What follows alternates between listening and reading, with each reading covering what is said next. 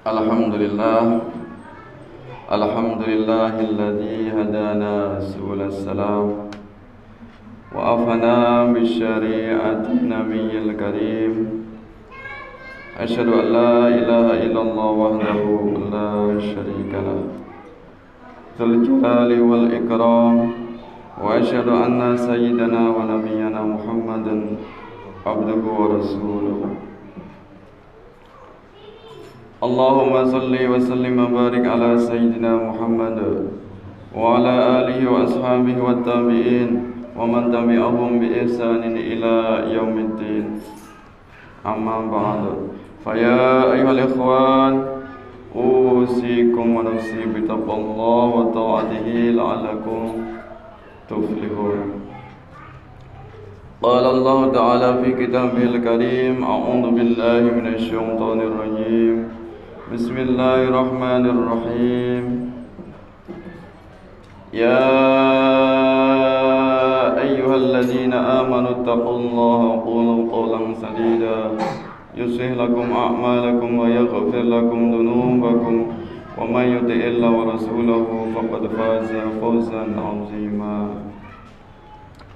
Jemaah salat Jumat Masjid Syuhada yang dirahmati Allah, marilah kita sama-sama memuji kebesaran Allah dengan memperbanyak syukur dan memperbanyak zikir untuk mengingat nama-nama keagungannya.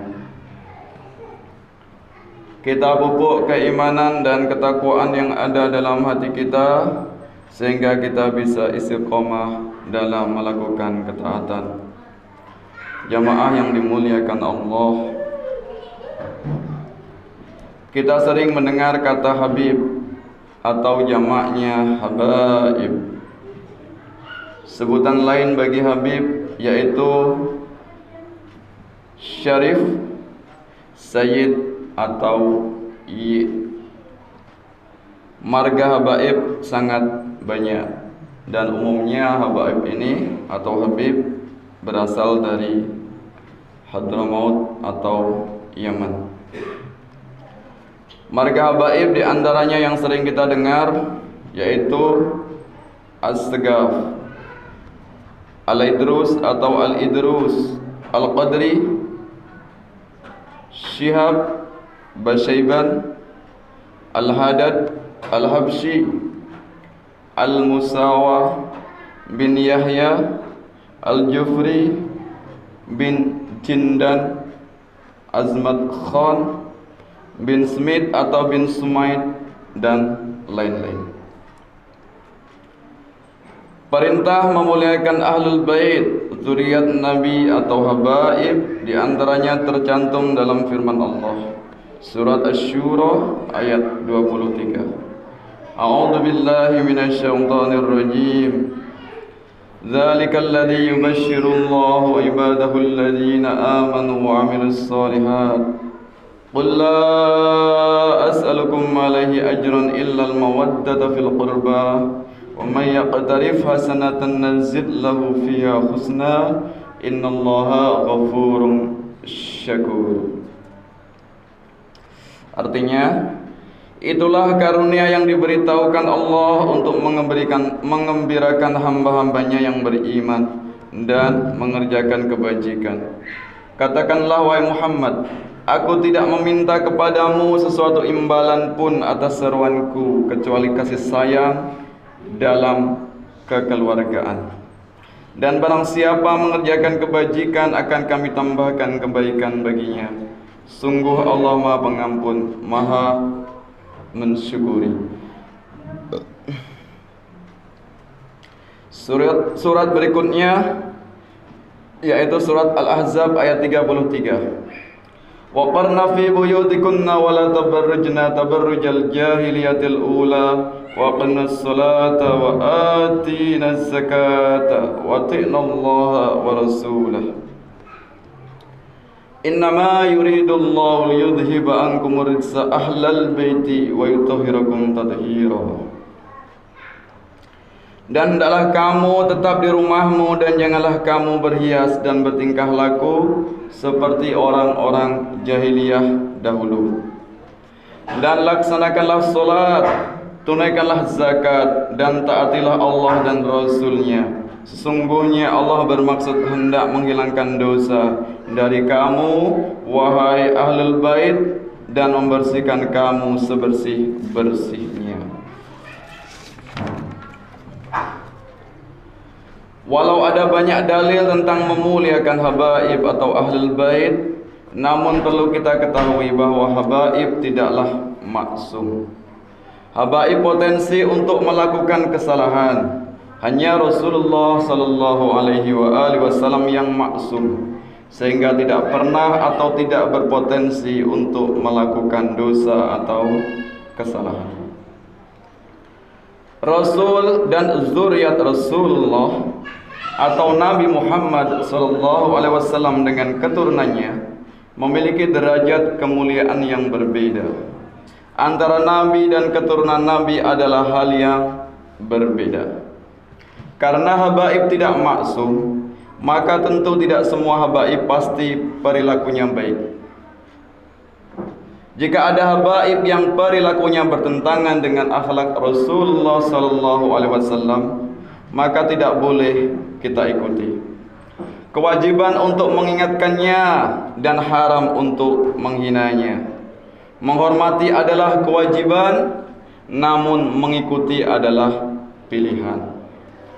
Al-Habib Abdullah bin Alwi Al-Haddad menjelaskan, dan siapapun ahlul bait Nabi namun ternyata pekertinya tidak selaras dengan leluhur mereka yang suci, berarti telah tercampur dalam diri mereka ketidaktahuan. Maka seyogianya mereka tetap harus dihormati dan dimuliakan karena adanya kedekatan nasab dengan Rasulullah sallallahu alaihi wasallam. Dan bagi orang yang memiliki kemampuan menasihati agar menasihati dan mendorong mereka agar senantiasa berpegang teguh di jalan leluhur mereka yang soleh dengan ilmu, perbuatan baik, akhlak yang terpuji, dan tindakan yang diridhoi. Ya, dalam kitab Al-Fusulul Al-Islamiyah wa Usulul Al-Hikamiyah, dari keterangan ini maka jelaslah bahwa habaib tetap wajib dihormati. Namun secukupnya, dilarang membela habaib secara berlebihan, terlebih jika memiliki perangai yang buruk. Kemuliaan dalam Islam bukan sekedar terah atau keturunan, namun kemuliaan akhlak dan ketakwaan. Dalam surat Al-Hujurat disebutkan ayat yang ke-13, Ya ayuhan nasu inna khalaqnakum min dzakari wa unsa wa ja'alnakum syu'uban wa qabaila lita'arafu inna akramakum indallahi atqakum innallaha alimun khabir. Wahai manusia, sungguh kami telah menciptakan kamu dari seorang laki-laki dan seorang perempuan. Kemudian kami jadikan kamu berbangsa-bangsa dan bersuku-suku agar kamu saling mengenal. Sesungguhnya yang paling mulia di antara kamu di sisi Allah ialah orang yang paling bertakwa. Sungguh Allah Maha mengetahui, Maha teliti. Tentang munculnya habaib yang perangainya buruk, Al-Maghfurlah Kiai Haji Maimun Zubair berpesan bahwa habaib yang perangainya buruk diibaratkan seperti lembaran kertas Al-Quran yang robek. Perlu dipisahkan karena tidak bisa dibaca atau sulit dibaca.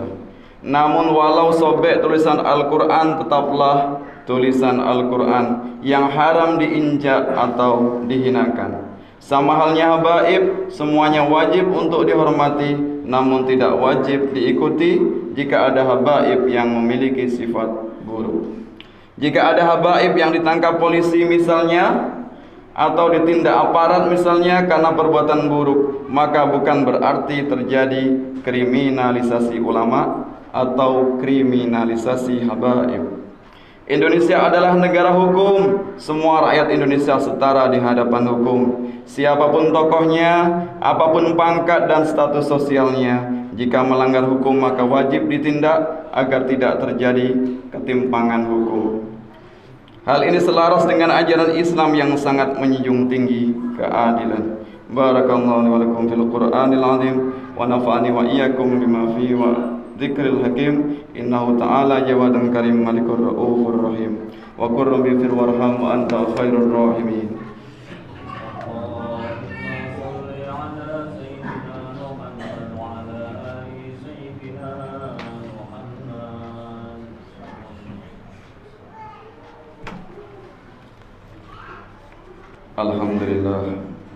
Alhamdulillah wassalatu wassalamu ala rasulillah Muhammad ibn Abdullah. Asyhadu an la ilaha illallah wahdahu la syarika lah wa asyhadu anna Muhammadan abduhu wa rasuluh. Allahumma salli wa sallim wa barik ala sayyidina Muhammad wa ala alihi wa ashabihi wa tabi'in wa man tabi'ahum bi ihsanin ila yaumiddin. Qala Allah ta'ala fi kitabil karim. A'udzu billahi minasy syaithanir rajim. Bismillahirrahmanirrahim. Ya ayyuhalladzina amanu taqullaha haqqa tuqatih wa la tamutunna illa wa antum muslimun. Usikum wa nafsi bittaqwallahi wa ta'alihi la'allakum tuflihun. Innallaha malaikatahu yusalluna 'alan nabi. Ya ayyuhalladzina amanu sallu 'alaihi wa sallimu taslima. Allahumma ighfir lil muslimin wal muslimat wal mu'minin wal mu'minat al ahya'i minhum wal amwat bi rahmatika ya arhamar rahimin. Rabbana zalamna anfusana wa illam taghfir lana wa tarhamna lanakunanna minal khasirin. Allahumma adfa' 'anna al-ghala wal bala wal waba wal fahsya wal munkar wasyuyuf wal mukhtalifa wal zalazil wal mihan ma dara minha wa ma batan am baladina hadha khassa wa min buldanil muslimina amma innaka ala kulli syai'in qadir. Rabbana atina fid dunya hasanah wa fil akhirati hasanah wa qina adzabannar walhamdulillahi rabbil alamin. Ibadallah, innallaha ya'muru bil adli wal ihsani wa ita'i dzil qurba wa yanha 'anil fahsya'i wal munkari wal baghi ya'idukum la'allakum tadhakkarun. Fadhkurullaha yadhkurkum washkuru 'ala ni'amihi yazidkum was'alullaha min fadlihi yu'tikum wa yahdikum.